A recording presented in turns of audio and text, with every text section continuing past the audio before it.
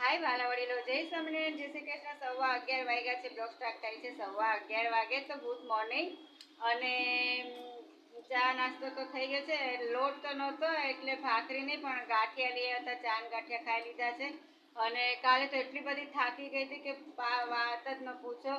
ગારો ગારો, ઘરમાં લાઇટ નહોતી એટલે સૂટે કેમ કરું, બધું સાફ સુફ કર્યું, છોકરાઓએ કર્યું, 2-3 કલાક સાફ કરવામાં થઈ। લાઇટ આવી પછી જઈમાં ફ્રી થયા તો 1 વાગ્યો અને ઘઉં કંઈ જોવાના નહીં કારણ કે બહુ થાકી ગયા હતા। કબાટના કપડાં કાઢ્યા હતા તો એ ખાલી એક સરખું થયું હતું ને બહારનું તમને બતાવું તો બહારનું એટલું ખરાબ પોઝિશન હતી।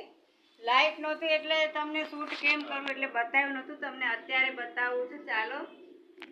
હેલો ગાઈસ, તો કાલે રાતે તો લાઇટ નહોતી અને વરસાદ હતો એટલે બહારનું કાંઈ શૂટ થયું નહીં, તો અત્યારે તમને બતાવું છું, ફ્રી અત્યારે જ થઈ છું એટલે ગારો તમને બતાવું। અને આ કેરબો ઊંધો વળી ગયો તો રાતે જ ચાદર અમે બહાર રાખતા કારણ કે અહીં બેસીને છોકરાઓ કામ કરે, જો ને તમે કેવું ઘર થઈ ગયું છે। આ બધું મારે અત્યારે સાફ કરવું પડશે। આ મારા મોંઘા ભાવના આસણિયા, મારું ઝાડું પલ્લી ગયું અને આ બધું રાતે ઊંધું વળી ગયું હતું। અને ફ્રેન્ડ્સ તમે જોવો છો આ ગારો બહારથી આવેલો છે, આ પાણી ને બધું અસ્તવ્યસ્ત થઈ ગયું છે, તો ફટાફટ પહેલાં મારી રસોઈ કરી લઉં અને પછી આ બધું કામ કરું ને ફ્રી થઈ જાઉં એટલે જોબ ઉપર જાઓ। મગજ તો કામ નથી કરતો ફ્રેન્ડ્સ મારો, પણ તોય થોડો ઘણો વૈધો છે એ ચલાવવો તો પડશે જ મગજ, તો હું ફટાફટ મારું કામ કરી લઉં। જય સ્વામિનારાયણ ફ્રેન્ડ્સ, તો તમે અહીંયા ચાલવામાં ધ્યાન રાખજો, ચીકણો બહારની માટી છે જો લપસી જાય, એમ આગળ લફસતા રહી ગઈ, તમે ધ્યાન રાખજો।